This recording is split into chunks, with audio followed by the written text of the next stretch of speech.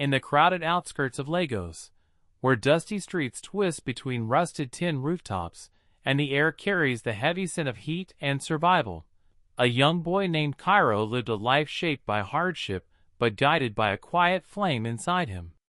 His home was a small, cracked clay structure leaning tiredly against the wind, and every morning before the sun stretched over the horizon, Cairo would walk barefoot to the old cemon cow well behind his neighborhood. The well was more than a water source. It was a symbol of every struggle his family had endured. Around it stood a single, aging cow that belonged to the entire community, tied with a fraying rope and known by everyone simply as Cemon. Cairo often whispered his dreams to that cow, as if the animal could somehow carry his hopes into the sky. Life in Lagos was not gentle with the poor. Cairo's parents worked long hours doing whatever jobs were available, sorting plastic, washing clothes, selling small bundles of firewood, yet their earnings barely stretched far enough to cover a single meal.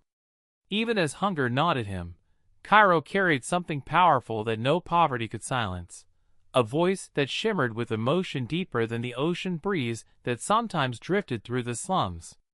When he sang, it was as if the whole world inside him cracked open, releasing every fear, every hope, every unspoken moment he had ever lived. One afternoon, while filling rusty metal buckets at the cemon cow well, Cairo began singing softly to keep his mind distracted from the scorching heat. His voice floated through the air like a wounded prayer, rising above the buzzing flies and the distant honking of old buses. He didn't know someone was listening.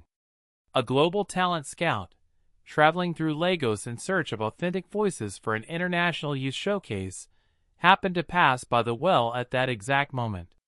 The scout froze, not because the sound was loud, but because it carried something rare, something painfully honest. He followed the sound until he found Cairo standing in the dirt, barefoot, shirt faded, voice glowing like a sunrise out of storm clouds. What happened next felt unreal to the boy. The scout approached, asked him to sing again, and when Cairo did, the man's expression tightened with disbelief.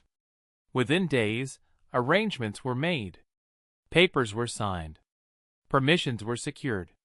And soon Cairo, not the city but the boy named after it, was on a plane leaving Nigeria for the very first time. He clutched the seat tightly, his heart pounding with fear and wonder. He had never imagined a world outside his small community, let alone a stage watched by millions. When he finally stepped onto that massive worldwide platform, standing in his worn-out sandals and second-hand shirt, he felt every eye locked on him. Cameras from every corner of the earth pointed in his direction. He chose Hotel California, not because it was simple, but because its haunting melody matched the weight of the life he had lived beside that old cemon cow well. And as he stood there trembling, the world had no idea it was about to witness a voice that could cut straight through the human soul. The moment Cairo opened his mouth on that massive global stage, the world seemed to stop breathing. His first note rose gently, carrying the spiritual depth of Jerusalem, as if centuries of stories were hidden in the vibration of his voice. Then his tone warmed, glowing with the heartfelt softness of Havana, touching every listener with a familiar ache. Finally, when he reached the second verse, a powerful surge exploded from him, with the fierce honesty of Manila, raw enough to shake even the most unshakable judges.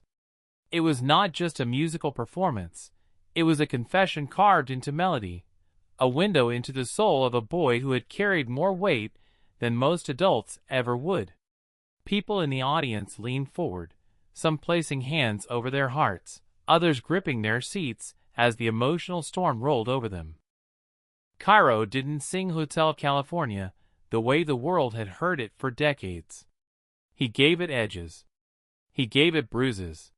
He wrapped each lyric in the memories of the cemon cow well, in the taste of days when water was the only meal his family had, in the echoes of nights when he sang softly to keep his hunger from breaking him.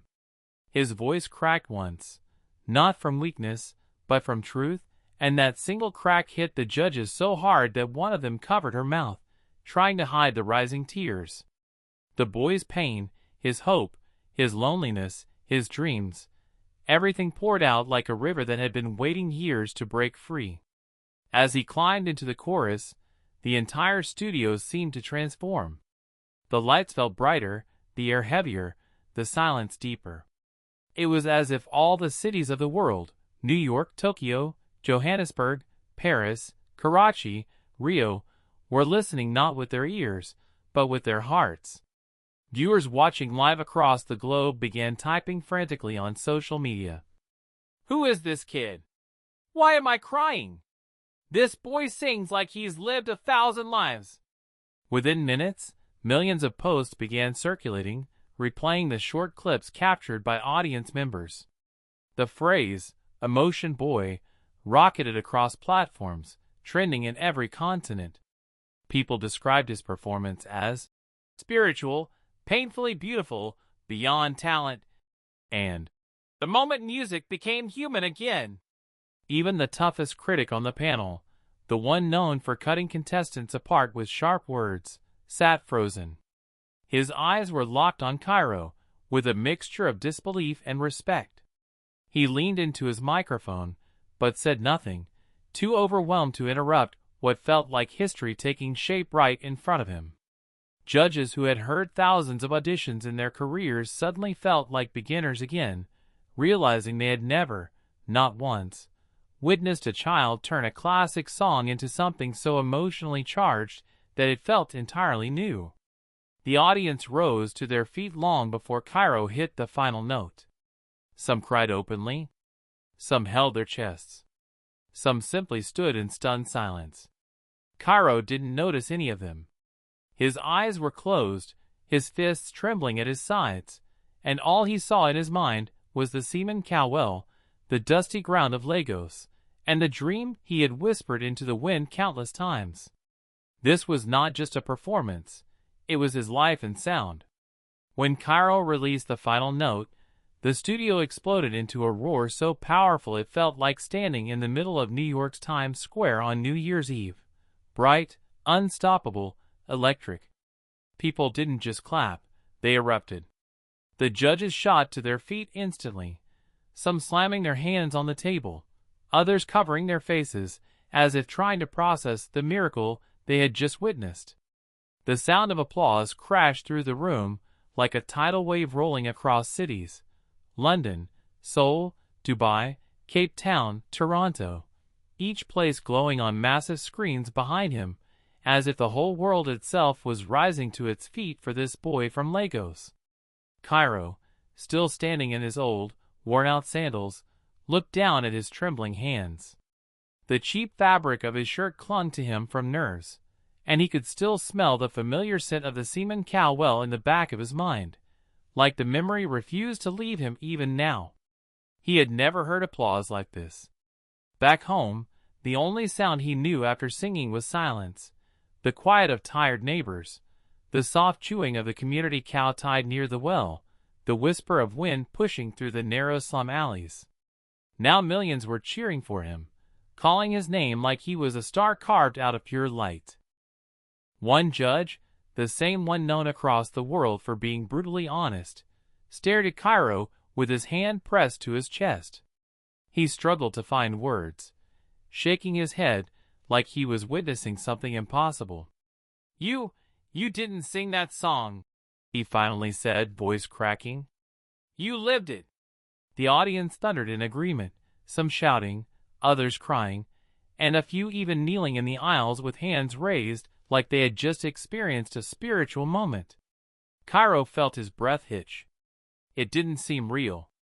Just days earlier, he had been kneeling beside the cemon well, scooping water into dented tin buckets, humming to distract himself from hunger.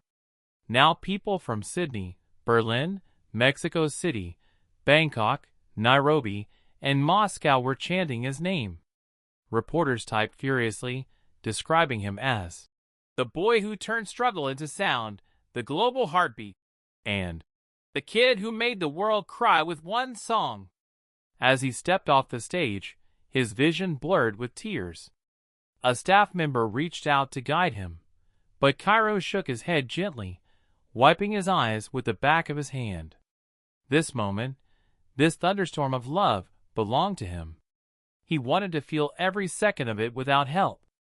In his mind, he could see the dusty ground back home, the cracked stones around the well, and the lonely cow chewing quietly beside it.